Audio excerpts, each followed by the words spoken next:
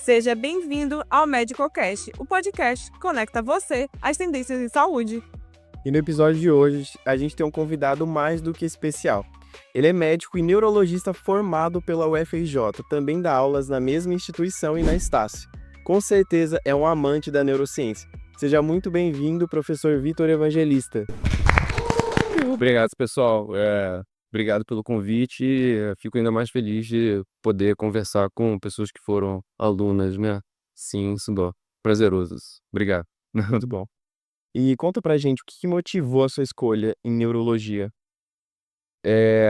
Então, assim, é difícil você falar essas coisas, né? Teve uma coisa específica. Geralmente, isso é uma escolha que você vai fazendo ao longo do tempo, né? Eu acho, para a maioria das pessoas. Mas eu acho que eu sempre gostei, sempre fui interessado nesses tópicos de neurociência, né? Que a gente se comporta de uma forma, por que pessoas se comportam de formas diferentes, quais são as diferenças e aprendizados, as diferenças de experiência sensorial. As pessoas sempre foram tópicos que me interessaram. E eu sempre tive isso na cabeça, assim. Quando eu entrei na medicina, eu pensei, pô, de todas as especialidades de neurologia parece mais legal. E aí isso vai se confirmando conforme o tempo vai passando, né? Você passa pelo ciclo básico, a parte de neuro que você mais gosta de estudar, aí no ciclo clínico, e aí depois, na parte do internato, os pacientes de neuro sempre são os que você mais se interessa, que acho que você chega em casa com mais vontade de estudar, de ler sobre o tempo. E eu acho que isso facilitou muito a minha decisão, com várias confirmações, assim, ao longo do tempo. Sim, sim. E teve algum momento específico que você se lembra ou foi mais isso a longo prazo? Eu lembro, eu acho que assim, no quarto período, quando a gente vê semiologia, né, É, eu achei que ali mudou as coisas pra mim. Eu já sabia que eu gostava, mas ali eu falei: "Nossa, isso aqui é espetacular". Então eu acho que ali foi o momento que eu já sentia que eu estava mais certo, pra seguir nesse caminho. Então, você fez um Observer, né, Queen Square, em Londres. Como é que foi essa experiência? Como você conseguiu ir? E algum caso clínico te marcou na época? Alguma vivência específica te marcou no hospital? É, com certeza. Eu acho que assim, você ir para fora é uma experiência, muito boa, né, para quem tem o privilégio de conseguir. Eu acho que acrescenta muito, você vê a medicina sendo praticada num ambiente fora do seu, até fora do próprio estado aqui, se a gente for para São Paulo, se a gente for para o Nordeste, se a gente for, às vezes, para outros estados, a gente já vê diferenças. Mas quando você vai para outros lugares, assim, outro país, você consegue ver mais diferença ainda. E aí você sempre pega as coisas boas e ruins, como tudo vão ter pontos positivos e negativos. Então, assim, eu fui durante a minha residência, lá para Londres, e eu fiquei com um professor lá, o nome dele é Diego Casque, que, assim, foi muito, muito bom para mim. Ele examinava, os pacientes de uma forma que eu nunca tinha visto ninguém examinar, principalmente a parte de movimentos oculares, assim. E aquilo ali sempre me marcou muito, e eu tive experiência de lidar com pacientes de uma parte que eu ainda não tinha dado aqui, né, essa parte de neurologia vestibular, neurooftalmologia, pelo menos onde eu fiz residência, a gente não tinha uma rotação específica para isso, então eu fui lá para tentar pegar um pouco dessa parte que eu não tinha visto tanto. E assim, me acrescentou muito, vi muito paciente com doenças genéticas raras, vi muito paciente com distúrbio de movimento ocular, distúrbios vestibulares e neurologia geral também. E assim, o que talvez tenha mais marcados lá é uma saúde que parece muito com a nossa, né, aqui do Brasil, né, muito mais que a dos Estados Unidos, por exemplo, que eu também tive a oportunidade de passar um tempo lá, e é muito diferente uma coisa para outra. Acho que a Inglaterra é um ambiente muito mais parecido com o nosso, mas eles parecem que têm um pouco mais de organização, principalmente nessa questão da comunicação com o GP lá, que seria o médico da família aqui, seria o médico generalista, com o médico especialista. E se comunicavam muito mais, eles tinham acesso a todas as anotações. Isso é uma coisa que aqui a gente ainda não consegue, só recebe uma folhinha, sim. assim, É verdade. né, e a gente fica limitado na hora de conversar de volta, né. Então isso eu achei que foi uma coisa que, me mostrou: "Olha só, isso aqui ainda pode dar muito mais certo, está dando". Em relação à infraestrutura do sistema de saúde, você achou que a diferença era muito grande do que a gente vive aqui no Brasil? Eu acho que assim, aqui no Brasil as coisas são muito heterogêneas, sim, essa aqui é a grande coisa. Você vai para uma universidade pública com grande financiamento, alguma coisa assim, às vezes você vai ver uma estrutura quase tão boa quanto. Obviamente lá eles têm muito mais dinheiro, então é muito mais fácil o teste genético de ponta, um exame muito específico com um aparelho muito caro, lá eles têm isso de forma mais disponível, né, do que aqui, na grande maioria dos lugares. Show. E aqui a gente vai desde os hospitais, às vezes até federais, que tem muito acesso a muitos desses exames, que podem praticar uma saúde quase tão boa quanto lá, até os hospitais aqui que são muito mais limitados do ponto de vista de acesso, né. E do ponto de vista tecnológico isso só, porque do ponto de vista humano, eu acho que aqui não deixa a desejar em relação a lá, né, a qualidade dos médicos, a boa vontade das pessoas. Eu acho que, o perfil de pessoas que se unem nessas universidades, principalmente as universidades e escola, tende a ser parecido em todos os lugares. E algum caso clínico influenciou a sua abordagem como neurologista hoje? Existe algum caso que te marcou nesse sentido? Que transformou sua abordagem? Vários casos, é até difícil falar um caso. Fala um interessante, eu É. acho bem interessante. Não, eu acho que assim, um caso que eu sempre, assim, falo e sempre lembro, foi, na minha própria família. Meu avô, ele teve doença de Alzheimer. E você vai observando coisas, assim, que vão te marcando. Você vai observando como a pessoa vai esquecendo, realmente como se fosse em ordem cronológica, né, os eventos mais recentes depois. E aí no final ele já, me chamava pelo nome do irmão dele, né. Então isso foi uma coisa que, você já pensa: "Nossa, tem alguma organização cronológica no nosso sistema de memória". E aí você vai vendo as alterações de comportamento, e aí você vai vendo como de fato a biologia do cérebro altera a nossa experiência do mundo e altera a nossa forma de agir, altera isso tudo.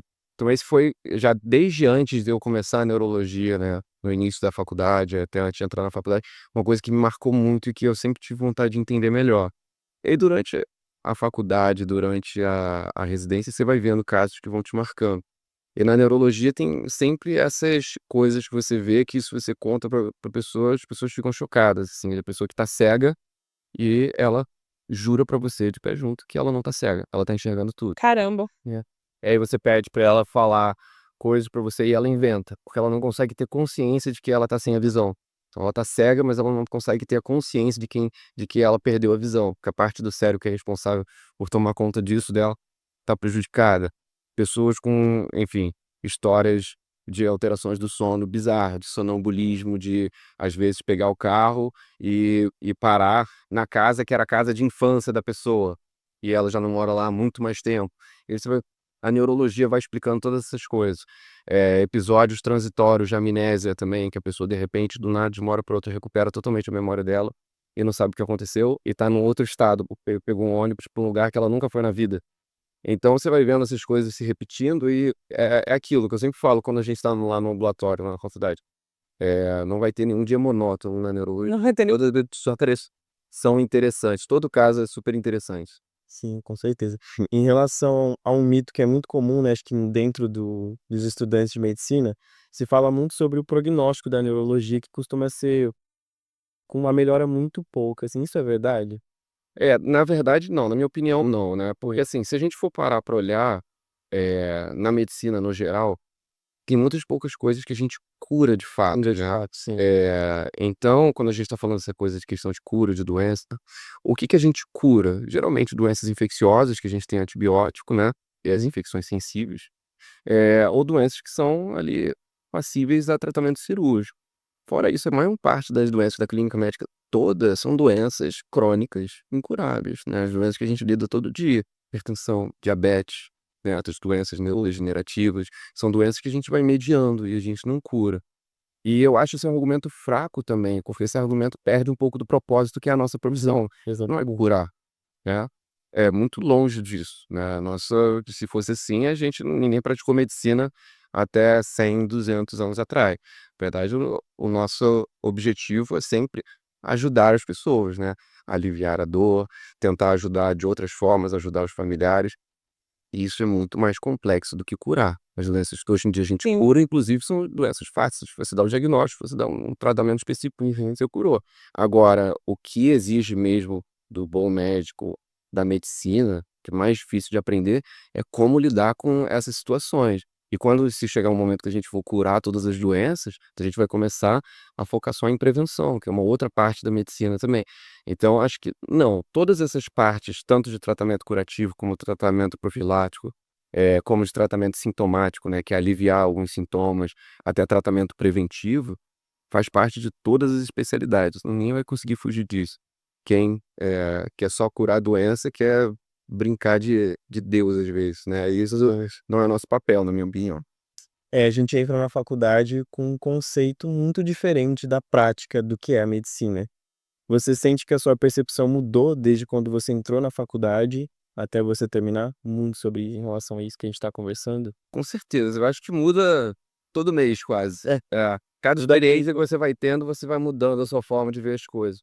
Eu acho que a medicina é uma profissão que te deixa muito humilde do ponto de vista, científico e do ponto de vista cognitivo, assim, porque a gente começa aprendendo muito nos livros e a mídia passa muito pra gente a ideia de que a medicina é uma coisa assim, de que o bom médico é aqui tipo um House da vida que chega e fala que é assim, Nossa. e a gente vai aprendendo que não, na verdade não. Na verdade é muito mais difícil e os melhores médicos que eu conheço, os médicos mais experientes que eu conheço, todo dia ficam em dúvida, todo dia vem um caso e fala: "Olha, esse caso aqui é difícil, a gente vai precisar discutir". E quanto mais você passa, mais você vê que os melhores serviços são os serviços que as pessoas discutem entre si, levam casos difíceis, ouvem a opinião um dos outros. E mesmo assim, mesmo você vendo o caso, estudando um monte de artigo, frequentemente você ainda se encontra em dúvida sobre o que fazer. Então, aí entra muito da questão do bom senso e da experiência, de você ouvir as pessoas que já passaram por isso e de você levar em consideração a individualidade daquele paciente, né, o que que aquele paciente pode querer, o que que aquele paciente pode não querer. Tem paciente que às vezes o tratamento é só ele entender o que está acontecendo com ele, tem paciente que o tratamento ele precisa de alguma farmacológica, ele precisa dessa muleta. Então, varia muito. E eu acho que a grande coisa é você ir aprendendo isso. As pessoas com quem você está lidando, não só os outros médicos com quem você trabalha, o que você pode extrair de bom deles, quanto o paciente. Cada vez mais você vai aprender, que a gente lida muito com pessoas, né. Quanto mais paciente a gente vai conversando, mais formas a gente vai aprendendo de extrair informações importantes dos pacientes, e mais formas a gente vai aprendendo de tratar esses pacientes, não só com remédios, mas com conversa e como lidar com eles, né, que eu acho que é a parte mais difícil, mais complexa de tudo. E isso eu acho que é um eterno aprendizado, e sempre vai mudando sua percepção, tanto da vida como de tudo, né. Você vai lidar com as pessoas são totalmente diferentes de você em termos de classe social, em termos de história de vida. Pessoas que lidam de forma totalmente diferente, às vezes, com as mesmas doenças, né, nunca tem um paciente igual na medicina. Então eu acho que é isso que a gente vai aprendendo, aprendendo a ser eh, cada vez menos concreto, né, no sentido de falar: "Isso é isso, essa doença é isso", e você vai abrangendo para não, tudo depende do contexto, tudo depende do paciente, aquela questão biopsicossocial faz isso ser um sistema totalmente caótico. E é aquilo, você nunca vai ver a mesma doença 2 vezes, porque a mesma doença, pessoas diferentes, vai se comportar diferente. Você tem que estar preparado para isso. Incerteza o tempo todo, todo dia. sim, muito bom. É bom, falando um pouquinho agora da neurociência da tomada de decisão, existem algumas pessoas, né, falando de mitos e verdades em neurociência, existem algumas pessoas que falam que tomam as decisões com o coração e não com a razão. Essa frase é verdadeira? Que você acha? É, eu acho que assim, como todas essas discussões que ninguém nunca conseguiu resolver, desde quem veio antes, o ovo ou a galinha, até a gente é racional ou emocional, tem um pouquinho de verdade nos 2 lados, né. Então acho que assim, geralmente o que que acontece? No processo de tomada de decisões é uma coisa que o nosso cérebro faz a todo momento o nosso cérebro está tomando várias e várias decisões. Se eu não me engano, eu posso estar falando um número totalmente errado, mas eu já li que um adulto normal toma cerca de 20 a 40 mil decisões por dia, né. E a gente tem vários mecanismos que ajudam a gente a tomar essas decisões, né. Quando a gente sempre fala dessa questão de tomada de decisões e de comportamento, que o nosso comportamento nada mais é também do que o conjunto abstrato das suas decisões tomadas ao longo do tempo, a área que sempre vem sendo falada na neurociência como a mais importante, como a mais crucial para isso, é a região do lobo frontal, mais especificamente a área mais anterior do lobo frontal, essa região pré-frontal, fica logo aqui atrás da nossa testa, né. E essa região, ela tem vários como se fossem submódulos que fazem esse processamento de diferentes aspectos da tomada de decisão. Então, sempre que a gente vai tomar uma decisão, a gente tem pelo menos 3 aspectos ali interessantes que a gente leva em consideração, que é: qual é o aspecto racional por trás disso, né, quais são as vantagens e desvantagens que eu tenho para isso? É o que eu uso, sei lá, quando eu vou comprar uma geladeira. Qual é o preço, quais são as vantagens dessa geladeira, o que que ela tem, o que que ela não tem. 2, a gente tem aspectos emocionais, que é basicamente como é que eu vou me sentir de acordo com essas 2 decisões, né. São decisões indiferentes emocionalmente ou alguma tem algum apelo emocional para mim, seja positivo ou negativo. E o 3, as questões morais e sociais, né. O o que que essas decisões se alinham com o meu sistema de moral, que varia de pessoa para pessoa, e o que que as pessoas vão pensar de mim se eu tomar essas 2 decisões, ou múltiplas decisões. Então a gente tem esses 3 sistemas sempre batalhando entre si. Então aquela ideia de que a gente toma uma decisão de uma forma lógica e sequencial é totalmente mentira, né, a gente toma através de vários processos em paralelo. E geralmente quando algum desses sistemas fica muito mais ativo do que o resto, é essa decisão que você vai. Sim. Então eu sempre passo vários exemplos quando a gente está dando aula disso, né. Então, por exemplo, você está lá, na sua por exemplo, saiu da faculdade e 2 grupos de amigos te chamaram para sair. Um grupo de amigos, já mais antigos seus e um outro grupo de amigos mais recentes, mais novos da faculdade. E aí você vai e começa a considerar. E aí a região que é mais racional, que é a região dorsolateral do nosso lobo pré-frontal, ela vai pensar o quê? Quanto de Uber eu vou gastar para ir até lá? Quanto tempo eu vou gastar indo em cada um desses lugares, né? O que que eu tenho a ganhar com essas pessoas, né? Poxa, esses amigos da faculdade são amigos novos, talvez seja interessante eu ficar mais próximo deles, eles podem me passar resumo, podem fazer coisas assim. Então essa área está preocupada com esse tipo de coisa. Já a sua região emocional, ela vai simular as 2 situações e vai pensar assim: "Como é que eu vou me sentir em cada uma dessas?". Né, quando você usar para pessoas que não Será que estão a isso trepa vai valer a pena? exatamente. Eu vou ficar meio ansioso com essas pessoas que eu não conheço, aí você já tem uma simulação daquele sentimento de ansiedade, aí você pensa: "Meus amigos antigos? Não, tenho comodidade, eu sei que eu vou ficar, eu vou rir, eu vou", e aí você já vem uma sensação calorosa, boa. Sim. E a questão social. Ok, o que que esses 2 tipos de programa se alinham com o que eu julgo certo e errado, o que eu julgo moralmente, adequado ou não adequado? O que que as pessoas vão pensar de mim se eu for ali? O que que as pessoas vão pensar de mim se eu não for, né? Qual o grupo de amigos que vai me julgar mais se eu não for? Então essa outra região, que é a região mais medial ali, ela tá mais preocupada com esse tipo de situação.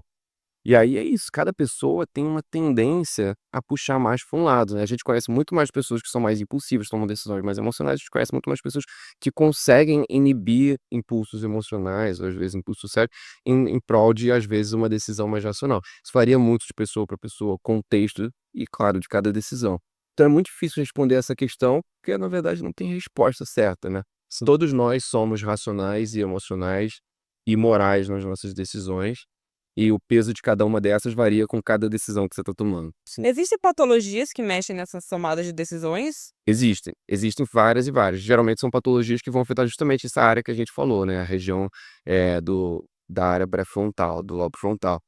E assim, a gente vê isso o tempo todo, inclusive patologias podem prejudicar alguns desses sistemas e não outros. Então, como você pode imaginar, se o paciente não consegue levar a racionalidade, não consegue levar direito os impulsos emocionais e não consegue levar direito às normas morais, às normas sociais, às normas culturais dele, ele pode começar a tomar decisões inadequadas. O paciente pode ficar hipersexualizado.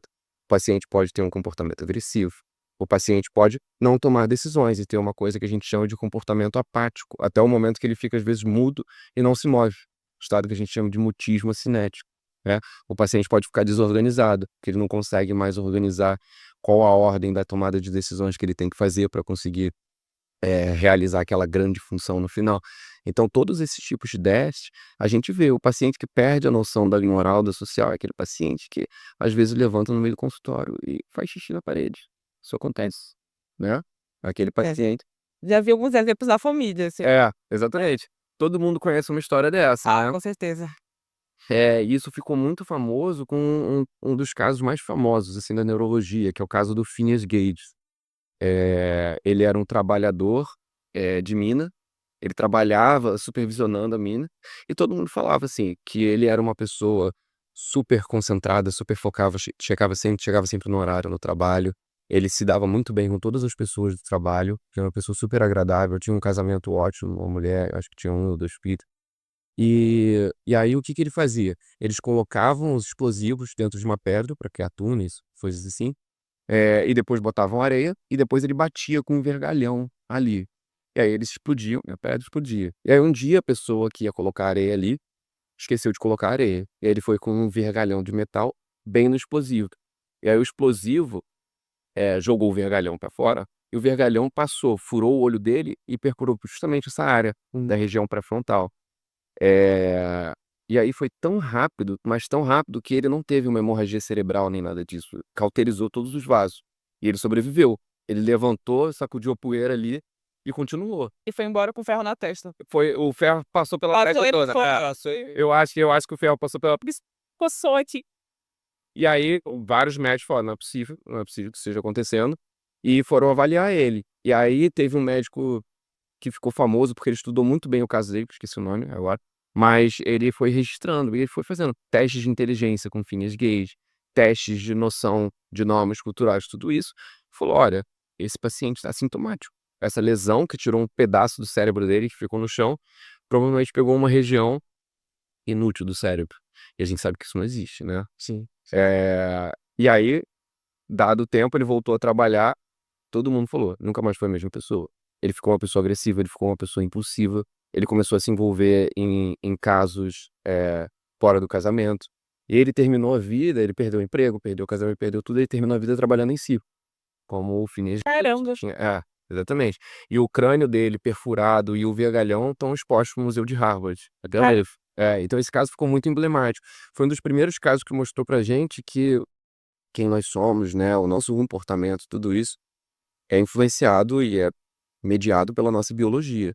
Se você compete, tem uma alteração biológica, você muda quem você é e você muda o seu comportamento. Tudo que envolve a neurociência é muito complexo, né?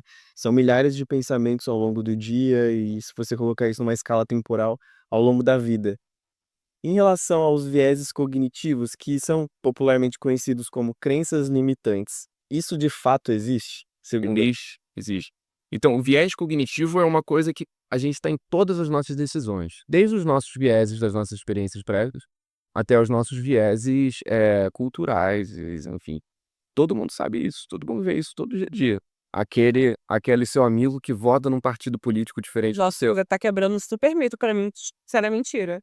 E esses vieses, essas formas de pensar, esses contextos culturais, eles alteram a forma que a gente percebe o mundo. Assim, então você não percebe o mundo da mesma forma de acordo com o seu background cultural. Se você nasceu numa cidade específica, você pode perceber o mundo de uma forma diferente da outra.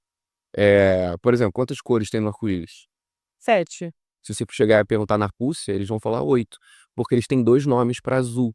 Eles têm um nome para azul claro e um nome para azul escuro. Isso faz eles olharem para o arco-íris e verem o azul como 2 cores diferentes.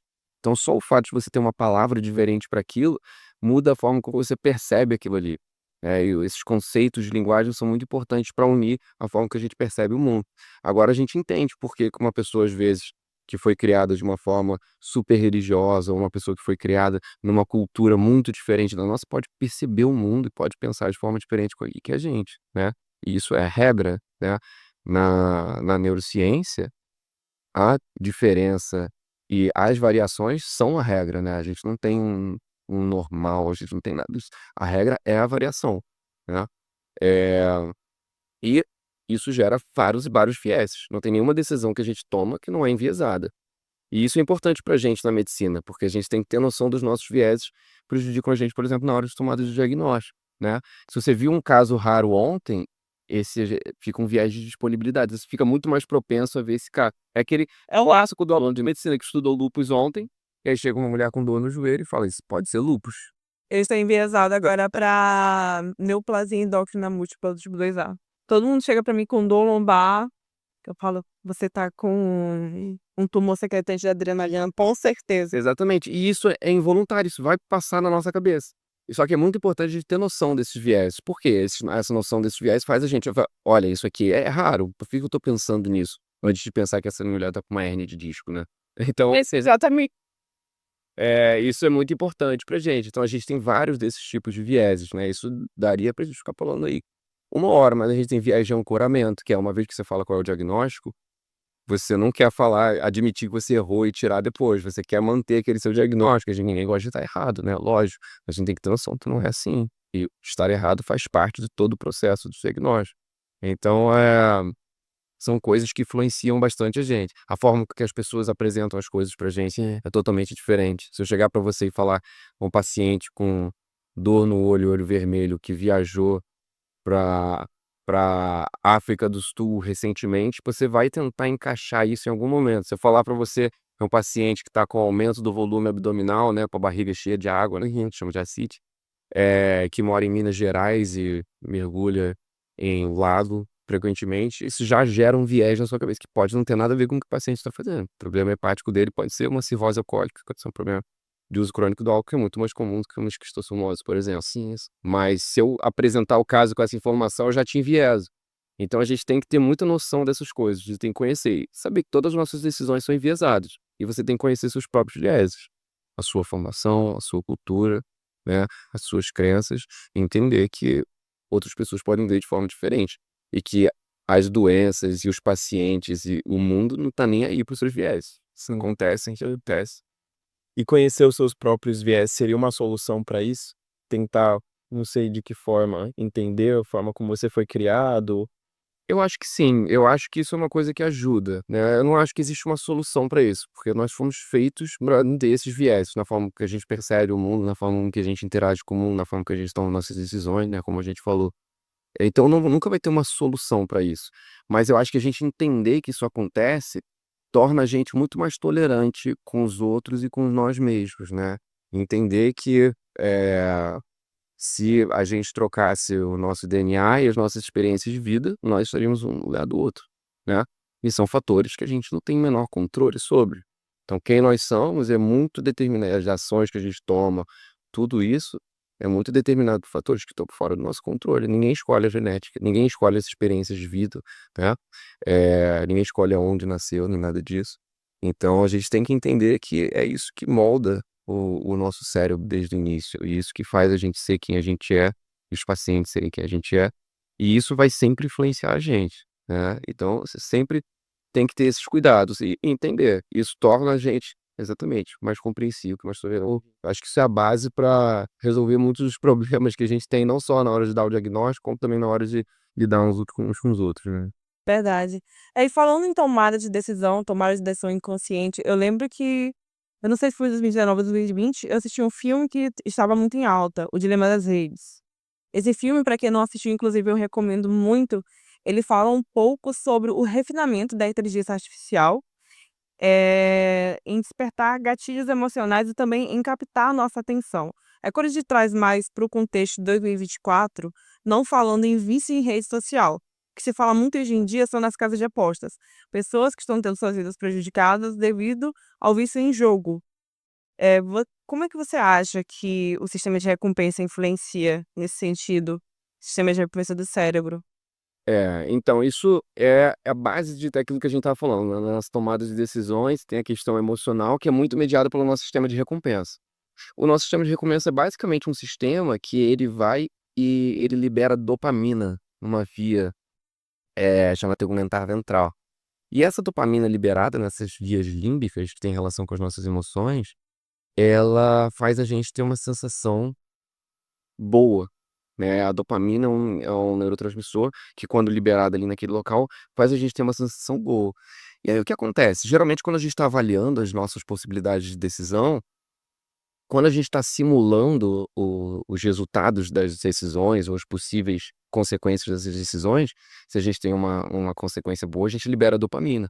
E o quanto de dopamina você libera, puxa você mais ou menos para tomar aquela decisão. Então se eu dou para você 2 opções: "Olha, eu posso te dar R$ 5 agora, e pra você ganhar R$ 5 agora, ou você pode esperar 10 minutos e eu te dou R$ 1.000.000", você simulando essas duas R$ 1.000.000, liberou bastante dopamina. Mas são uma decisão muito fácil de tomar, porque é uma recompensa que você não está atrasando tanto pra uma recompensa muito maior. Mas esse sistema de recompensa, ele tem vários vieses também, de que se eu falo: "Ah, 50.000 agora", ou a possibilidade de 1.000.000 daqui a 10 anos, a maioria das pessoas fica com 50.000 agora, né. E essas redes sociais, essas casas de apostas, elas se aproveitam muito dessas vias, né, essas vias, de dopaminérgicas, que eles fazem vários tipos de estímulo para isso, né, para você querer apostar, é você querer jogar. Quando você joga, você libera dopamina, né? Não tem além disso, tem a questão cultural, né? O pessoa do trabalho joga, eu vou jogar porque é o ganho dela. E quando você coloca isso na cabeça, geralmente é muito assim: você vai gastar um pouquinho de dinheiro e você pode ganhar muito dinheiro de volta, né? A Mega Sena é assim: nossa, eu vou postar, sei lá, R$ 20 e posso ganhar 200 milhões de reais. E isso libera muito dopamina. Olha só, um custo baixíssimo e uma possibilidade de recompensa muito alta. A gente não pensa que a probabilidade daquilo ali acontecer, a gente usar o outro sistema racional, não vale a pena. É o pior investimento que você pode fazer. Se você for comparar isso com investir em alguma ação, investir Em um açaí que seja. alguma coisa, exatamente.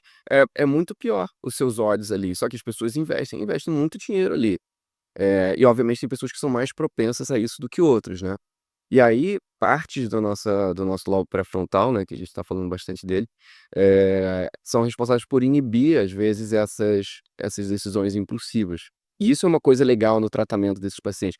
Tem muito paciente que desenvolve vícios patológicos, né? Então, uma coisa é você se deixar cair por esse sistema de dopamina uma vez ou outra, né? Tô fazendo uma dieta, passo no shopping na frente de um bolo, e aí eu deixo meu sistema de dopamina solto e caio na tentação do bolo.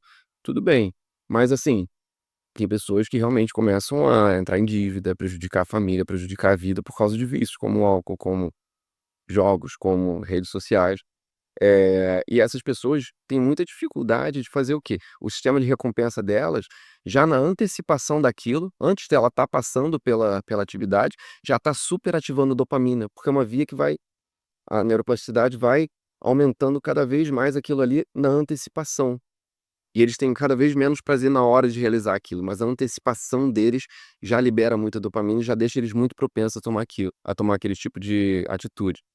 E aí o nosso lobo pré-frontal, ele é responsável por ver várias racionalizações para tirar a gente daquilo. Então você tá ali na frente do bolo e você fala: "Não, mas se você não comer, não tá com fome de verdade. Se não comer, isso vai ajudar você no seu projeto de emagrecer que você queria. Não, se você não apostar um ano todo, pode ser que no final do ano você consiga comprar alguma coisa legal. Se você parar de beber, olha o dinheiro que você vai economizar, olha o bem que você vai fazer para sua família." E aí, alguns estudos recentes vêm estudando como a gente pode colocar o paciente numa máquina de ressonância funcional, que é basicamente você está vendo o cérebro e você vê o quanto de metabolismo está em cada região do cérebro. E aí você consegue ver, por exemplo, você mostra uma garrafa de álcool para o paciente, e aí você vê o sistema de recompensa do paciente que tem vício em álcool super se ligando. E aí você começa assim: Ok, você quer parar de beber.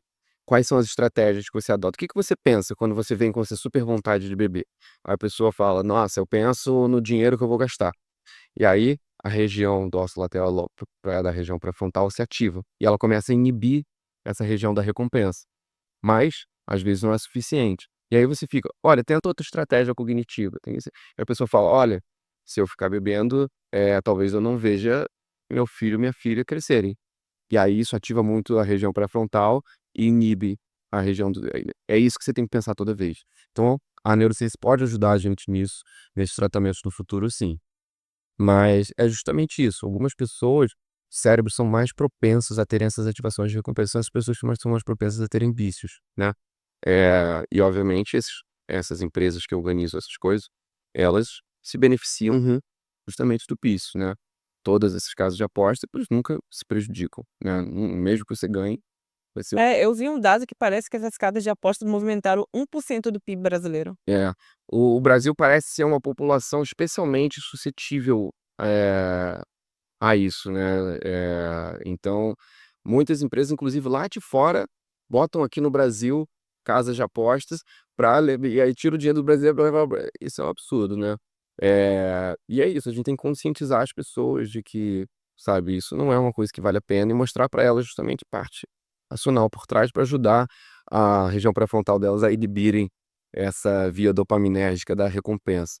E as pessoas que têm realmente problemas patológicos com isso precisam desse tipo de tratamento, né. Fiquei curiosa, o senhor já chegou a acompanhar o tratamento de alguma pessoa que tinha um vício, não necessariamente vício em jogos, mas qualquer outro tipo de vício? Você já acompanhou esse tratamento de perto?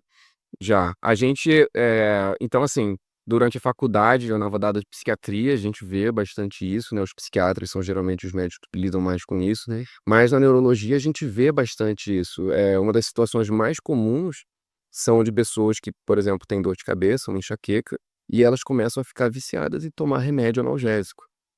E a pessoa desenvolve uma dor de cabeça de rebote, que nem sabe direito por que isso acontece, mas pessoas com enxaqueca, se elas tomam muitos medicamentos analgésicos, tipo os triptanos, dipironas, os ibuprofenos da vida, se elas tomam por uma quantidade excessiva de dias, eles podem começar a ter mais dor de cabeça. E essas pessoas não conseguem parar de tomar o remédio. Porque é aquilo, vem a dor de cabeça e cria um feedback na cabeça da pessoa e ela fica viciada. E às vezes você tem que tratar primeiro a psique da pessoa para ela entender que aquilo ali que está fazendo mal para ela conseguir parar de tomar o remédio e aí sim você conseguir controlar a dor de cabeça da pessoa. E a gente vê isso com várias outras doenças. Na doença de Parkinson, tem alguns pacientes que desenvolvem uma síndrome chamada de síndrome de Leigh, que foi a pessoa que descreveu essa síndrome por Andrew Leigh, que o paciente começa a tomar levodopa, né, que é o remédio da doença de Parkinson, de forma desenfreada. E ela fica viciada em tomar um remédio. E a pessoa começa a sofrer de vários e vários efeitos colaterais da tomada do remédio. E aí você tem que tratar o vício, né? Que foi uma consequência do tratamento que eu estava fazendo ali. Então a gente vê isso aparecendo em várias e várias situações, não só da vida cotidiana, como também na medicina. E é muito difícil, é muito complexo o tratamento desses pacientes. E frequentemente você tem que tratar não só farmacologicamente, não só ali, mas você tem que tratar todo o ambiente, o contexto da pessoa. O que culturalmente levou a pessoa a ali, os círculos de amizade, o esquema familiar. Você tem que entender a pessoa em vários dimensões da vida dela para ver o que reforça esse comportamento de vício e tentar abordar uma de cada vez. E várias dessas coisas são muito além do nosso controle na medicina, né? A gente não consegue controlar o ambiente familiar, né? A gente não consegue controlar o ambiente, o círculo de amizade do paciente, onde ele mora, né? Então, o tratamento para isso frequentemente é limitado.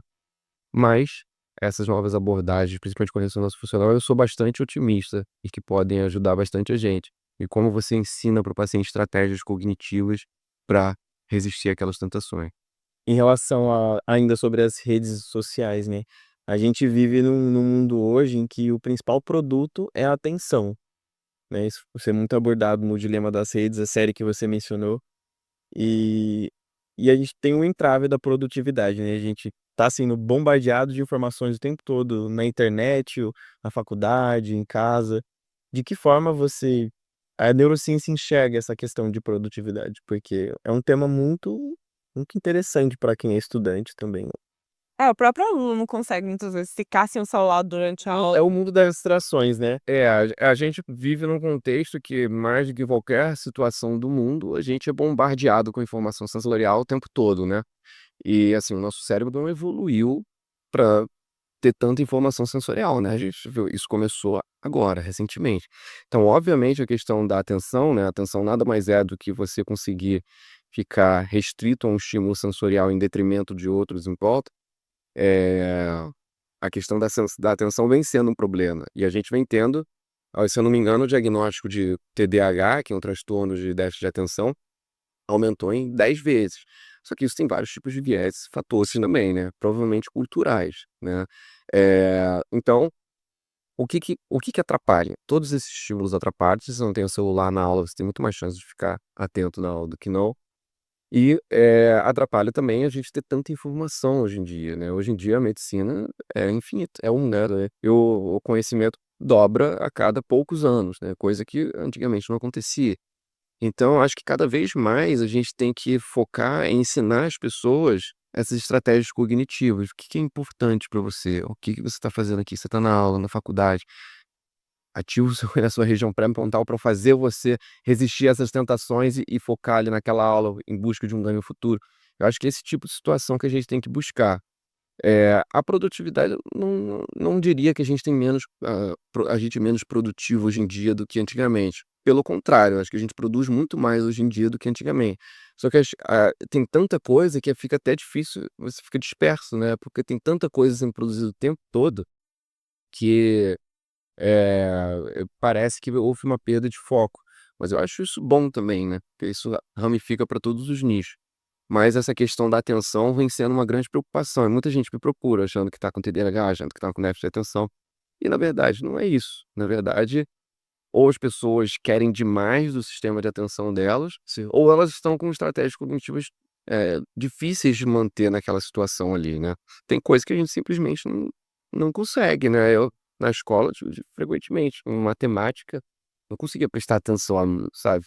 Então tem muito também de quem você é, de quem você o que você gosta, e você ir aprendendo essas coisas ajuda você também a aceitar melhor, as limitações de atenção que todo mundo tem, né. Todo mundo tem uma atenção limitada. Ninguém consegue ficar prestando atenção 3 horas numa aula, 3 horas num podcast. É, foi mesmo. Vai demorar. Isso é verdade. Ah, falando nisso, na questão de prestar atenção durante certo período de tempo, eu uso o método Pomodoro para estudar. E super funciona. Então, tem uma base científica com relação ao tempo que a gente consegue ficar prestando atenção em alguma coisa? Não, isso varia muito de pessoa para pessoa. Tem pessoas que conseguem ficar estudando o dia inteiro. Sim, é excepcionais, óbvio, assim, muito raro isso acontecer. Mas tem gente que consegue, tem gente que consegue focar e ficar estudando por muito tempo. Tem gente que não, tem gente que você precisa, inclusive, falar pra pessoa revezar entre 2 coisas, ou 3 coisas, ou 4 coisas, para ela conseguir, no final, terminar o que ela queria fazer. Então varia muito de pessoa para pessoa essa questão do tempo de atenção, e varia também muito do tópico da que a pessoa está lendo, né. Às vezes, você estudar neurologia, o seu tempo de atenção é totalmente diferente de você estudar uma matéria que você não gosta, né. Sim. Então, para mim, eu sempre observei isso. Neurologia eu estudava, o tempo passava, estava de noite, "Oh, caramba", nem percebi. Agora, vai estudar um negócio que você não gosta, muito mais complicado, né. Sim. E aí você está disperso. Então isso varia muito. E é difícil você fazer um estudo comparando essas coisas, porque é muito subjetivo, né, como tudo aí, né, nessa questão cognitiva, é muito difícil você comparar 2 pessoas, 2 tópicos, sabe. Então a verdade é que a gente não sabe, mas sim, varia muito de pessoa para pessoa, e varia muito dentro de cada pessoa com o tipo de estudo que ela está tendo. Claro. E no contexto do ensino, né, da grade curricular de medicina, vamos falar, a gente é exposto a muitas aulas teóricas de muitas horas. Você acha que a neurociência diria para ser menos tempo de conteúdo teórico, pausas sugestivas, É. como o método Pomodoro, né? O método Pomodoro, para quem não sabe, é aquele método que foi instituído 25 minutos de foco e 5 minutos de distração, para você evitar que você perda segmento ali no que você está desenvolvendo. Até mesmo porque quando você está exposto a uma informação nova, por exemplo, você precisa de um tempo para processar. Geralmente, na faculdade de medicina, a gente é exposto a uma quantidade muito grande de informação, são informações novas, e a gente não tem o tempo para processar. Em meia hora de aula, a gente já viu metade de um capítulo. Não para. E não para. E às vezes eu tenho essa sensação de que eu não consigo nem eu tô escrevendo, mas eu não tô racionando aquilo que eu tô escrevendo, sabe. Já não tô nem mais só tô anotando, só tô copiando, não tô mais racionalizando. Porque um método pra mim, por exemplo, que funciona quando eu vou estudar, mesmo quando é uma coisa muito subjetiva de biologia, eu imagino. Por exemplo, eu vou utilizar um diurético para hipertensão, eu imagino o diurético atuando numa Você leva aula pra um lado mais lúdico. mais lúdico. E geralmente quando eu levo para um lado mais lúdico, eu consigo fixar aquilo na minha memória, mas quando eu só tô lendo ali, É. é um tempo perdido. Mas aí depende muito, de novo, depende muito de pessoa para pessoa. Tem gente que é muito mais visual, né, e você imaginando o que está acontecendo ali, você consegue visualizar, isso ajuda você a aprender, mas tem gente que é zero isso. Tem gente que se pedir para fechar os olhos, tentar imaginar alguma coisa, essa pessoa não consegue imaginar nada. Essa pessoa é muito mais conceitual. Então varia muito, e é muito difícil você fazer uma grade pensando no que funciona, porque os alunos vão ser muito diferentes, né. Sim. Então eu acho que assim, a minha opinião é que os temas deveriam ser apresentados sempre de forma, mais multimodal possível. Então você apresentar uma aula teórica, tentar apresentar um paciente relacionado àquela aula teórica no ambiente prático, isso ajuda o aprendizado, com certeza. Pedir para os alunos também participarem ativamente é uma coisa que ajuda muito. Então, você viu esse paciente, você vai estar em casa, você vai tentar explicar para mim depois esse tema, e aí depois eu explico para você, ou o contrário, né. Isso é ótimo quando você vai praticar e você vai estudar para praticar aquilo ativamente, isso muda totalmente a forma que você aprende, né. Algumas pessoas chamam isso do método de Feynman, que era o Richard Feynman, que foi um professor de física muito famoso, e ele ficou muito famoso justamente por conta ele era didático. Ele fala: "Tudo que eu estudo imaginando como é que eu explicaria isso para alguma pessoa", né. E você aprendendo a simplificar os conceitos, né. Então você pega, leu aquilo tudo, ok. Resume uma coisa que eu sempre gosto de fazer com os alunos. Ok, você estudou lupus ontem. Se você estivesse na mesa de um restaurante aqui com uma pessoa fora da área, como é que você explicaria lupus em uma frase? O que você falaria? É aí que você vê se a pessoa entendeu a doença, né? Então isso é muito legal. Então você tem que explicar de uma forma completa ou de uma forma rápida. Então você tem que ter noção da definição da doença, quem mais ou menos tem a doença ali, quais são as principais manifestações clínicas, o que vai acontecer com você se você for suspeito e precisar de um diagnóstico, quais são os exames que você vai ter que fazer, e o que talvez as pessoas vão dar para tratar você. Então é isso. Qualquer doença que você conseguir resumir isso em um minuto, você tá entendendo aquilo ali. E o resto vai ser os detalhes.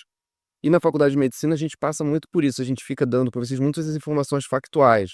Ah, olha, isso é esse anticorpo. Isso vai cobrar isso na prova.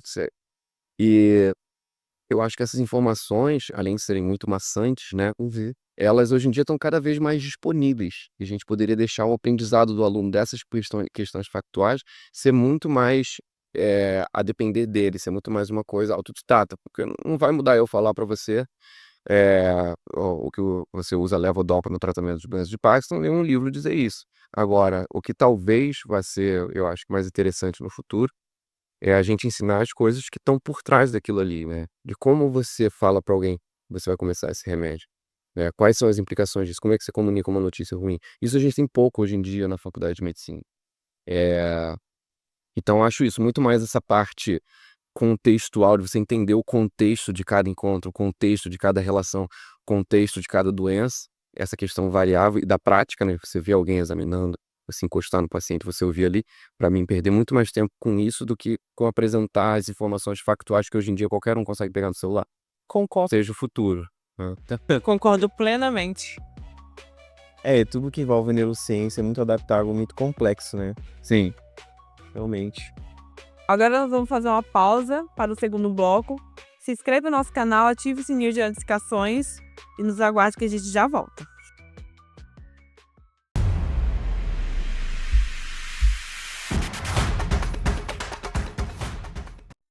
Estamos de volta para o segundo bloco do Medical Cast com o Dr. Victor Evangelista. E para dar sequência na nossa conversa, nós vamos falar sobre um coadjuvante na rotina de qualquer pessoa, o estresse. Então, eu acho que agora a gente gostaria de saber um pouco da visão da neurociência sobre o estresse. Tá. Esse é um tópico complexo, né? Então vamos lá. Primeiro, o que que é estresse, né? Então, o estresse é uma resposta que a gente tem fisiológica, né? Que ele tem como função o quê? Um conjunto de ações que ocorrem no nosso organismo mediados principalmente por um hormônio, né, o cortisol. Então, quando a gente está numa situação que a gente chama de situação de estresse, o nosso corpo libera cortisol e ocorrem várias mudanças no nosso corpo, que tem qual finalidade? Finalidade de preparar a gente para lidar com situações, principalmente de luta e fuga. É basicamente isso que acontece. Então, a resposta de estresse foi, ao longo da evolução, sendo desenvolvida para quê? Para eu vejo um leão na minha frente, o que que eu preciso agora para eu sair correndo desse leão e ter mais chances de sobreviver? E aí, quando você ativa essa resposta de estresse, o que acontece no seu corpo? Sua pressão sobe, para você perfundir melhor os seus órgãos, principalmente os músculos. Seu coração começa a bater de forma mais forte, mais rápida. É, a sua cognição, sua memória fica mais afiada, ali agudamente. O seu trato gastrointestinal, ele para de se movimentar tanto. Por quê? Porque você não vai precisar se preocupar com a digestão ali naquele momento que tem um leão correndo atrás de você. Você não vai se preocupar com síntese óssea, você não vai se preocupar com síntese, produção de células brancas, que são as células produtoras de anticorpos, as células que combatem infecções no nosso corpo. Você vai redirecionar tudo para aquela resposta aguda de luto e fuga. E a resposta ao estresse é perfeita. E vários animais têm ela, e ela é conservada ao longo da evolução porque ela é realmente muito boa. Agora, a gente vem vivendo numa sociedade que, de um tempo para cá, e isso é muito recente, né, na nossa experiência como espécie, no tempo do mundo, mas que a gente começa a ter um tipo de sociedade em que a gente libera essa resposta do estresse para situações em que ela não necessariamente é fisiológica. Por exemplo, você está andando de carro e alguém te fechou. E aí você começa a ter essa resposta de estresse dentro do seu carro, né? Ou então, alguém falou alguma coisa para você meio torta no trabalho e aí você tem essa resposta de estresse. E aí, Qual é o problema disso? Se a gente começa a ter essa resposta a estresse de forma muito frequente, isso cronicamente, isso pode levar a várias consequências desagradáveis, que essa resposta de estresse foi feita para ser um mediador agudo, momentâneo, ali da situação. E aí, se você pega todas essas coisas que eu falei que acontecem de forma aguda na resposta de estresse e coloca isso cronicamente, isso gera várias consequências a longo prazo. Você aumenta a sua pressão para perfundir melhor os órgãos. Se você está cronicamente estressado, você vai ter hipertensão arterial sistêmica, né? Todas as complicações que uma hipertensão crônica podem causar. Você aumenta a sua produção de glicose para o sangue, né? Você aumenta a disponibilidade de glicose no sangue para todos os tecidos terem mais energia para gastar. Cronicamente isso ativando, vai fazer o paciente ter o quê? Fazer o paciente poder ter uma diglicemia, poder desenvolver diabetes. Você não faz mais síntese óssea, porque o seu corpo está numa resposta de estresse, ele está preocupado em sintetizar ósseo, não está preocupado com o longo prazo, ele está preocupado com o agora. E aí você pode desenvolver osteopenia, osteoporose precoce, né? Você pode começar a ter uma baixa de imunidade. Por quê? Você começa a não produzir tanto os células brancas, os leucócitos, no nosso sangue. E aí você tem infecções recorrentes. Então, todos isso pode ser consequência a longo prazo do estresse. Inclusive, consequências no cérebro. A gente sabe que pessoas que são cronicamente estressadas, duas mudanças acontecem no cérebro. E que isso podem ser mudanças tão marcantes que você consegue ver olho nu no cérebro da pessoa. Que é a atrofia do hipocampo. E o hipocampo é aquela região na parte mais do meio ali do lobo temporal, que é muito associada à nossa retenção de memória, né? Principalmente a memória de vivências, que a gente chama de memórias episódicas. Então o paciente pode ter um déficit cognitivo, um declínio de memória por causa de estresse crônico, né?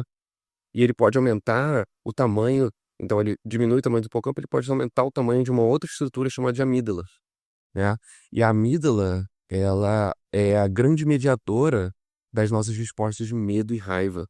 Então, ele aumenta a estrutura que faz a gente ter mais respostas de estresse ali.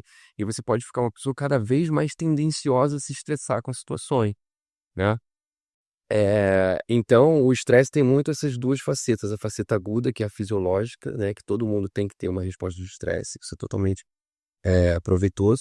E tem a faceta crônica, de que as nossas cotidianas, as nossas vidas podem fazer a gente ter consequências a longo prazo que o nosso corpo não foi feito para ficar nessa resposta de estresse por muito tempo. Isso mexe com a nossa homeostase, né? Que seria o balanço equilibrado de todas as funções do corpo. Vocês já chegaram a assistir aquele filme, Os Divertidamente? Não. Eu já vi. Aquele filme foi feito com base em um estudo neurocientífico, né? Sobre as emoções e o controle delas, como isso funciona. Com certeza teve uma consultoria ali por trás de neurocientistas, E é bem legal a forma com que eles mostram, assim, as emoções lidando com a vida, né? Principalmente os cotidianos.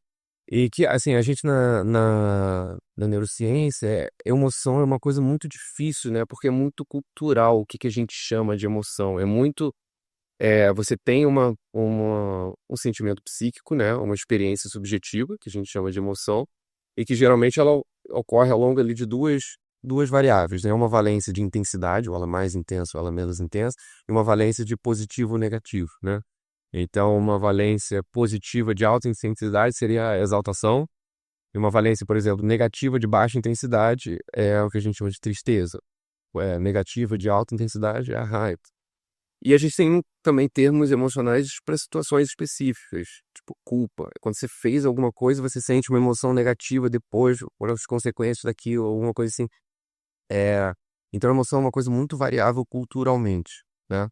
Mas elas mexem com essas bases, e principalmente as emoções negativas mexem com essas nossas bases de estresse, com certeza. A maioria das emoções negativas ativam essas respostas de estresse na gente. E dá pra ver isso no filme, né? Que conforme ela vai ficando com cada vez mais emoções negativas, ela vai tendo, e você vai vendo consequências do estresse ali. As emoções mexem com a nossa produção de hormônios e mexem com o nosso corpo todo, sabe? São sentimentos muito complexos, né?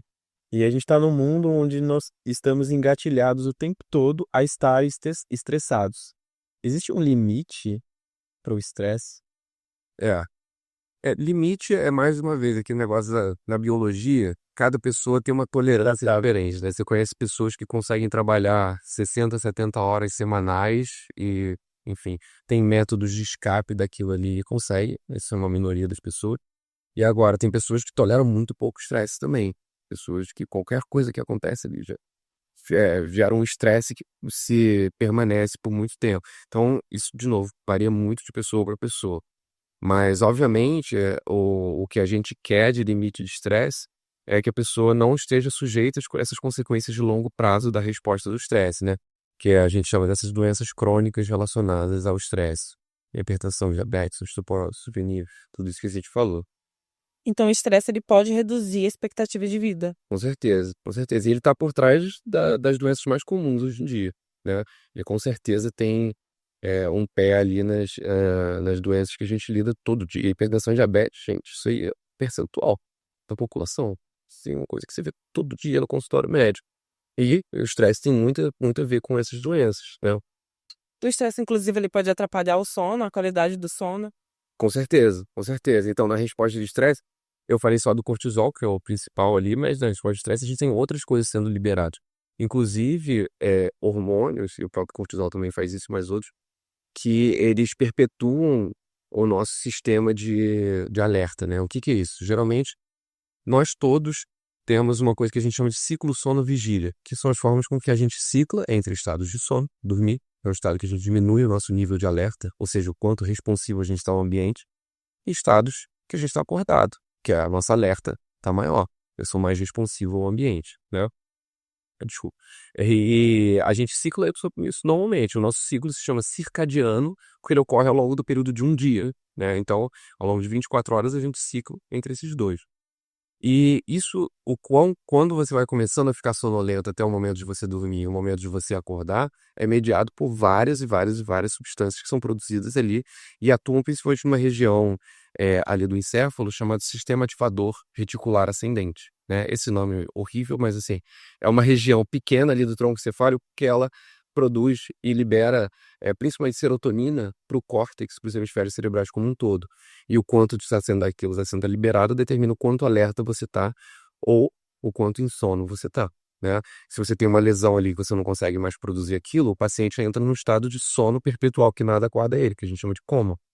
E às vezes o paciente está com aquilo ali muito exaltado, ele fica naqueles estados que a gente chama de hipervigil, hiperalerta. Aquele paciente que está além da conta ali também de agitação de mangue. E o estresse, ele perpetua esse sistema de alerta, né? E o estresse está muito relacionado com o quê? Se está perpetuando esse sistema de alerta, você tem dificuldade de pegar no sono. Insônia. E aí o paciente fica com insônia. Insônia crônica, além do estresse crônico, se soma e leva a prejuízo para todas essas consequências que a gente está falando também, né? O sono tem funções reparadoras no nosso corpo e no nosso cérebro, essenciais, principalmente para a nossa questão de atenção e memória, né? Então, quando você fica sem dormir 2 dias, você não vai conseguir prestar atenção, você não vai conseguir aprender nada. A gente passa por isso na faculdade, né? Ah, deixei de dormir um dia para estudar, alguma coisa assim, você vê que o rendimento cai abruptamente. Agora, imagina uma pessoa que não está conseguindo dormir direito há 6 meses, né? Mas essa pessoa vai ter déficits cognitivos. Ficar muito estressado também. Exatamente. E uma coisa perpetua a outra. É tudo muito adaptável e conectado, né? E ainda falando um pouco sobre estresse, a gente sabe que existem diversas técnicas que são divulgadas na internet, o próprio mindfulness, meditação. Isso de fato pode contribuir para a redução do estresse ou isso é um mito? Não, pode, com certeza. Então, nessas questões de, como é que a gente pode manejar o estresse? Isso é fruto de muitos estudos. E, na verdade, existem várias respostas para isso, né? Então, primeiro são questões de personalidade da pessoa, né? Então, a gente sabe que tem pessoas que são tranquilas, tem pessoas que são muito mais estressadas, né? A gente vê isso tranquilamente ali Da própria família, né? no trânsito, na fila do supermercado. Tem gente que fica 1 minuto na fila e já tá totalmente transtornada. Tem gente que tá ali 5, 10 minutos, tranquilo, de boa. Quem vocês acham que tá em menos risco de desenvolver complicações crônicas do estresse? Obviamente, esse sim da pessoa, né? Então, essa questão de modulação de personalidade, de reenquadramento, né? De você, olha, aprender nessas situações que te estressam, você reenquadrar a situação. Olha, eu tô no trânsito, mas eu vou tentar reenquadrar isso aqui. Vai ser o momento de eu ouvir um podcast, vai ser o momento de eu aprender alguma coisa, ouvir um livro, botar alguma coisa assim, rodando, eu ouvir uma música e transformar aquilo num momento que antes era de muito estresse, num momento, de repente, um momento para mim de relaxamento. Essas estratégias funcionam muito. Meditação funciona para algumas pessoas, né? Pode funcionar, você ajuda a diminuir a resposta do estresse, né? As pessoas que conseguem fazer meditação bem, Se você for ver esses hormônios de estresse, tudo isso, isso diminui quando as pessoas estão fazendo, né? E se você faz isso por algum tempo, você cria vias que fazem você desenvolver uma resposta menor ao estresse, mesmo quando você não está praticando a meditação. É, muito do mindfulness envolve essas técnicas, né? Envolve essas estratégias. E a gente tem várias outras coisas, que é muito da questão da psicoterapia e da psiquiatria também, de como você olha as situações, né? Então, tem vários estudos famosos feitos com isso, né? De que acontece uma tragédia na sua vida e você escolhe ver aquilo como um castigo, tudo dá errado comigo, não sei o quê. Essas pessoas têm muito mais ativação do estresse. Agora, por exemplo, religiosidade é uma das coisas que protege para isso, que a pessoa consegue sempre reenquadrar aquilo num contexto. Não, isso faz parte de um plano maior, isso faz parte de alguma coisa, isso está sendo controlado. E aquilo ali que você ter controle ou não sobre a situação diminui muito o seu estresse. Então, a gente vê isso muito com o ratinho, controle e previsibilidade. Se você chega e dá um choque, né? Os horríveis, quase isso, mas que isso ajuda a gente a entender as coisas. E você dá um choque no rato. E você dá choques imprevisíveis, ele fica extremamente estressado. Ele nunca sabe quando ele vai tomar um choque, nunca sabe quando vai acontecer alguma coisa desagradável. Agora, se você bota sempre uma luz antes do choque, isso diminui muito o nível de estresse dele. Porque ele já sabe quando aquilo ali vai acontecer, né? Ele já sabe quando aquilo ali é, vai levar aquele estresse agudo dele. Então isso diminui muito a resposta crônica do estresse dele. Se ele sentir que ele tem algum controle sobre aquilo também, então se você dá um botãozinho que ele pode apertar para diminuir um pouco o choque, isso diminui muito a resposta do estresse. Então, ele ter alguma forma de controle sobre aquela situação, ou achar que ele tem algum controle sobre aquela situação, ajuda muito. E ter válvulas de escape também, né? Então, por exemplo, se você faz isso com o ratinho, e tem outro do lado, alguns deles vão lá e batem no outro rato. E é uma forma de você fazer um escape daquele estresse. E aquele rato fica menos estressado que bateu. Dá teta no rato. Exatamente. Não façam isso. E a gente vê isso com nós humanos, né? Porque você tem um dia ruim e começa a rebater isso para todas as pessoas em volta. Isso faz a pessoa ficar menos estressada, mas todo mundo em volta fica mais estressado. Exatamente. Isso é uma péssima estratégia de redirecionamento, mas é uma coisa que funciona para diminuir o estresse. O que você tem que fazer é tentar redirecionar com outras coisas. Se você dá um hobby para a pessoa, isso ajuda a melhorar o estresse. E outra coisa é muito a questão de válvula no escape social. Se você consegue conversar com uma pessoa, se você consegue ir lá e jogar o seu estresse e dividir aquilo com outra pessoa, isso diminui muito as suas respostas de estresse. Então a questão social também é muito importante. As pessoas que guardam tudo e não compartilham muito, aconteceu alguma coisa, não falei com ninguém, não sei o quê. Elas são mais estressadas cronicamente. Então tem todas essas estratégias que fazem parte e que são comprovadamente que funcionam, né? Para a questão de manejo e alívio do estresse.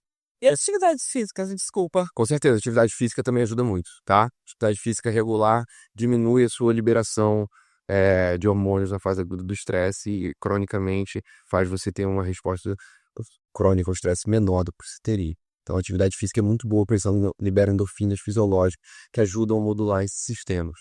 Tá? Isso também é muito importante. E tem alguma técnica anti-estresse que você usa no seu dia a dia?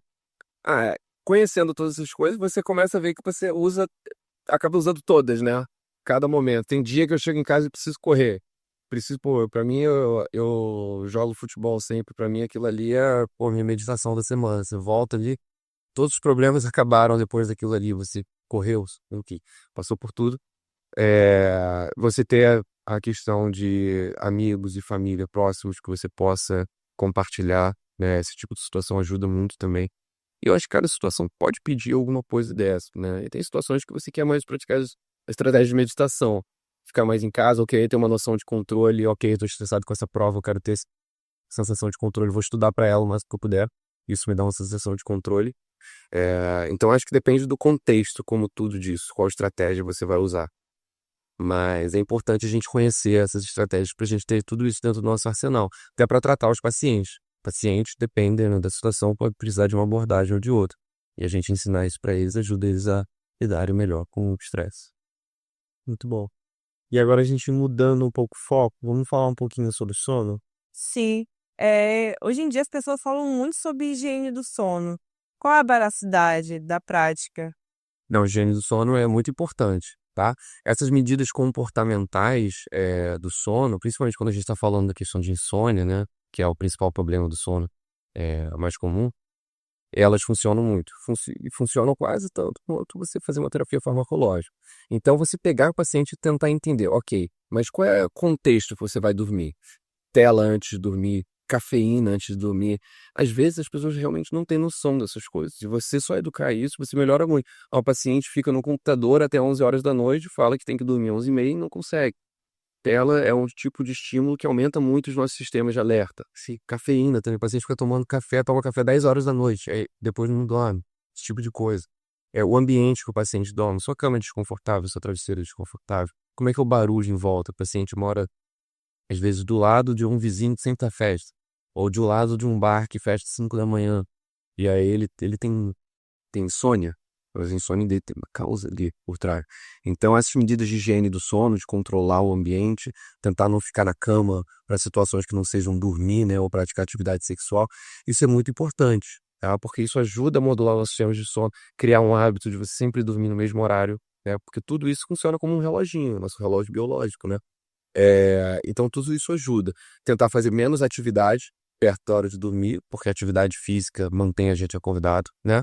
Fazer atividades físicas não perto da hora de dormir, não tão perto, espaçar mais, tentar evitar consumo de qualquer estimulante perto da hora de dormir, deixar o ambiente do sono mais calmo, menos luz possível ali. Os nossos sistemas de sono, eles são iguais que eles eram 200 mil anos atrás, que não existia energia, não existia nada. E a gente dormia acordado de acordo com o sol ali, né? Então, até hoje, eles funcionam assim. Essas luzes, obviamente, interferem nisso, né? Então, assim, essas medidas de higiene do sono funcionam e funcionam bastante. E as pessoas que precisam trocar o dia pela noite por questões, do trabalho? Isso é o que a gente chama de distúrbio, de fase do sono, né. Tem várias pessoas que têm distúrbios de fase do sono, distúrbios do ciclo circadiano. Ou seja, o ciclo circadiano deles não é regular, né. E isso acontece em vários tipos de situações. A gente sabe, por exemplo, adolescentes tendem a ser um ciclo circadiano um pouco mais atrasado, tendem a acordar um pouco mais tarde e dormir um pouco mais tarde. Normal. Pessoas vão ficando mais idosas, elas tendem a acordar mais cedo, naturalmente. Então você tem mudanças disso ao longo da vida. Só que tem situações em que obrigam a gente a mudar. Por exemplo, você vai fazer um trabalho noturno, né? E nesse tipo de situação pode ser muito difícil para a pessoa conseguir ter o sono dela adequado. Por quê? Porque ela vai se encontrar saindo do trabalho de dia, não vai conseguir pegar no sono por causa do estímulo, vai ter que voltar para trabalhar de noite de novo, e aí vai estar praticando o trabalho dela, vai estar com estímulo, não vai conseguir dormir. Isso gera muitos e muitos problemas. E a gente tem algumas estratégias para isso, que é, essa pessoa, então, ela vai ter que regular o ciclo dela de alguma outra forma. Então, quando ela sair do trabalho, o ideal é que ela durma no ambiente mais escuro possível, e com menos estímulo possível, né? Se ela tiver com um problema, por exemplo, de que ela, na verdade, está indo dormir muito cedo, aí você pode botar uma luz muito forte até tarde ali no quarto da pessoa, que aí você faz ela ficar acordada por mais tempo. Então, às vezes a gente precisa recomendar isso para pessoas que trabalham viajando muito, e tá sempre em fusos diferentes. Aí chega a pessoa fala: "Ah, não, agora eu tô aqui nesse lugar e tô indo dormir 5 horas da tarde". Aí você recomenda uma luz e a pessoa fica com aquela luz ligada até mais tempo, que ela vai se ajustando, né. Mas no final, a melhor coisa para isso é você manter a regularidade. Se você tiver uma situação em que 3 dias da semana você dorme com hora totalmente diferente do que os outros 4, vai ser muito difícil você regular o seu ciclo. Então, essa sentença de você abdicar do seu sono para você, em tese, ter mais produtividade, é na verdade uma falácia. Com certeza. Eu acho que não tem uma mentira maior do que essa. Inclusive o sono é um dos maiores aliados do aprendizado e do rendimento cognitivo, né. Se você não estiver dormindo bem, você não vai render. E, eu sempre falo isso, aluno estudando antes de prova, "Ah não, virei à noite 3 noites seguidas", você vai fazer uma prova pior, certeza, com certeza.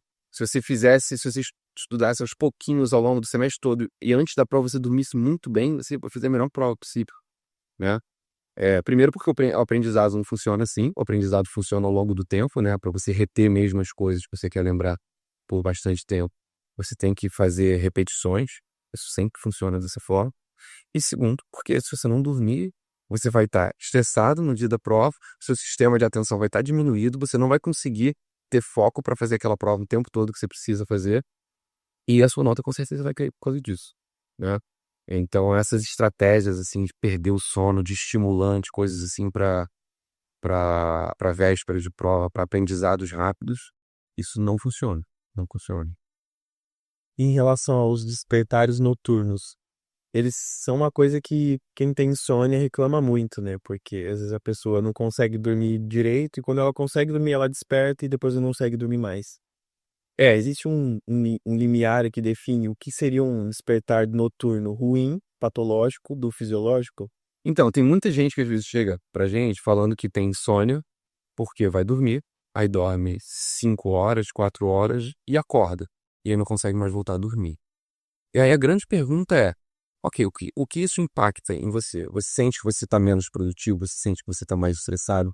Você se sente sonolento durante o dia? Sem fazer todas essas perguntas para o paciente. Por quê? Tem algumas pessoas, isso é a minoria, né, que realmente precisam de menos horas de sono. Isso é fisiológico, isso é determinado geneticamente, às vezes isso corre na família. Tem gente que dorme 4 horas por noite e fica bem. E os mecanismos de eh, reciclagem e de restauração neuronal deles funciona bem com esse tempo de sono deles.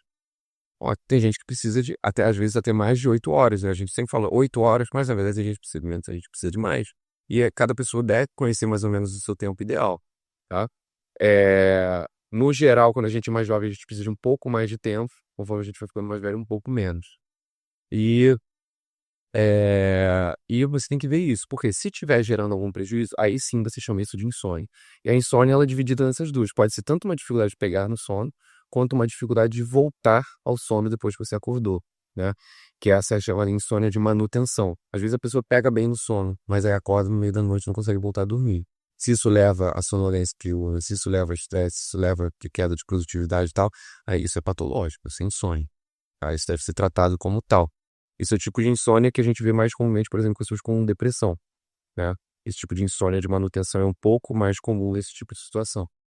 Mas as pessoas podem ter, nos 2 sentidos. Sim. Eu li uma vez, e até peço para vocês me desmentirem se eu estiver errado, que a melatonina ela não é classificada como um fármaco pela Anvisa, né, mas tem sido amplamente utilizada pelas pessoas como um indutor do sono. De que forma a melatonina pode impactar mesmo a melhora do sono ou isso é uma grande falácia? Não, ela faz parte da nossa biologia normal do sono, Sim. né. Então, quando vai ficando escuro, algumas células específicas na nossa retina, eh, mandam uma informação de que está ficando escuro para uma região específica do nosso cérebro chamada de hipotálamo. E nessa região do hipotálamo, essas células que detectam que está ficando escuro se comunicam com a glândula pineal, que aí produz a melatonina, e quando ela é produzida, você tende a ficar com mais sono. Então ela faz parte da nossa neurobiologia normal do sono, a melatonina.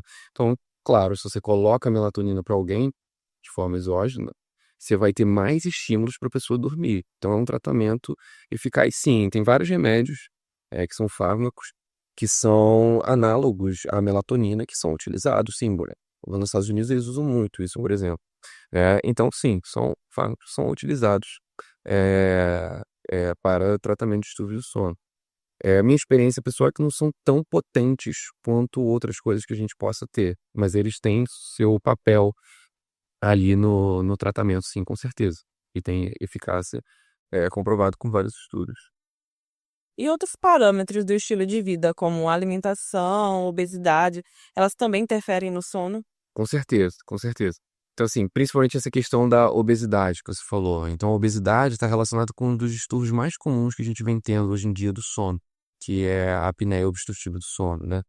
Então, as pessoas obesas, elas tendem a ter o aumento da gordura aqui na região cervical, e quando elas dormem, principalmente de cabeça pra cima, né? Com a barriga para cima, elas podem ter um peso maior sobre a garganta, isso faz a garganta deles ficar um pouco mais fechada.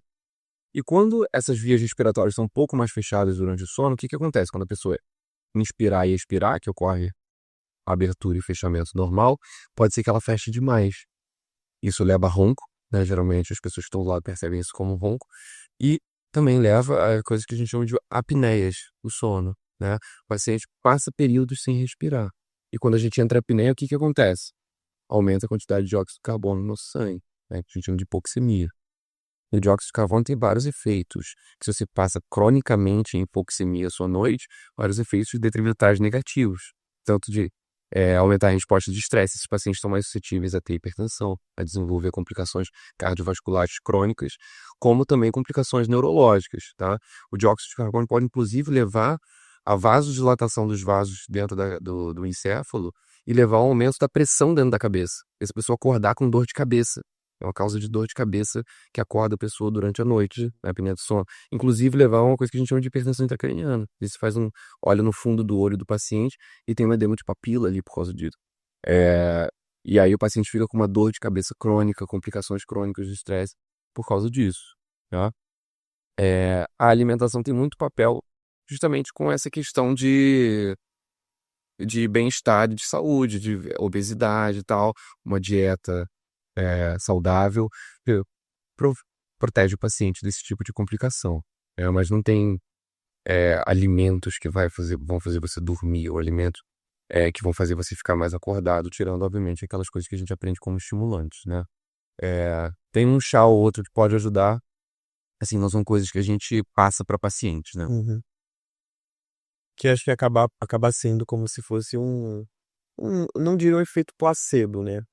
Mas a pessoa faz parte da higiene do sono dela, né? Às vezes ela toma um chá, diminui. Pode fazer parte da rotina, exatamente, faz parte da rotina, aquele hábito, eu sempre gosto de tomar minha aguinha aqui, ou tomar um chazinho específico antes de dormir, isso faz parte da higiene do sono do paciente. Você vai ter hábitos que ajudam você a diminuir seu estresse, isso já é super positivo, não é? Há também um aumento, né, no uso de medicamentos para induzir o sono. Você acha que esse aumento é porque as pessoas não buscam, em primeiro lugar, tratar outras causas como o estresse, alimentação, estilo de vida? Ou você acha que estamos tendo um aumento das patologias correlacionadas ao sono? E eu acho que as duas coisas. Então, eu acho que uma coisa vem no carro um pouco da outra. Que a gente começa a ter aumento da frequência de insônia, aumento da frequência das patologias relacionadas ao sono, principalmente a insônia, porque a gente tem momentos de estresse, por efeitos culturais, né? É inegável que hoje em dia a gente tem mais estressores no nosso dia a dia porque a gente tinha, sei lá, 300 anos atrás. Então, as doenças crônicas do estresse são hoje em dia as principais causas de uma mortalidade do ser humano. Então, é óbvio que a gente está tendo mais isso e a gente vai ter mais doenças do sono, principalmente a insônia, vindo no carro-chefe disso, porque o estresse é uma coisa que está relacionada a várias doenças, dentre elas insônia. Então, acho que está aumentando sim, tá? Mas nem tudo é exatamente o que a gente chama de uma insônia primária ou determinada geneticamente. Várias vezes ela tem uma causa por trás, é o estresse no trabalho, né? É a falta do paciente não saber manejar esse estresse, não saber redirecionar, não saber fazer essas estratégias que a gente falou. Então, assim, tem tratamento muitas dessas situações, né? Isso. É isso. Bom, estamos indo para o encerramento do nosso podcast. Muito obrigado, doutor Vitor Evangelista. Você gostaria de deixar suas redes sociais, contato, consultório para atendimento? Me procura no Google que vai. Obrigado, Zidão. Se você curte esse tipo de conteúdo, não esquece de se inscrever no nosso canal, @MédicoTV, aqui no YouTube. Muito obrigado, professor, pela presença. Acho que compartilhar toda a sua experiência com a gente acaba sendo uma forma de enriquecer muito o nosso conhecimento. Eu espero que o público tenha enriquecido também o seu conhecimento sobre neurociência e neurologia. Obrigado. Tchau, tchau! Tchau, tchau.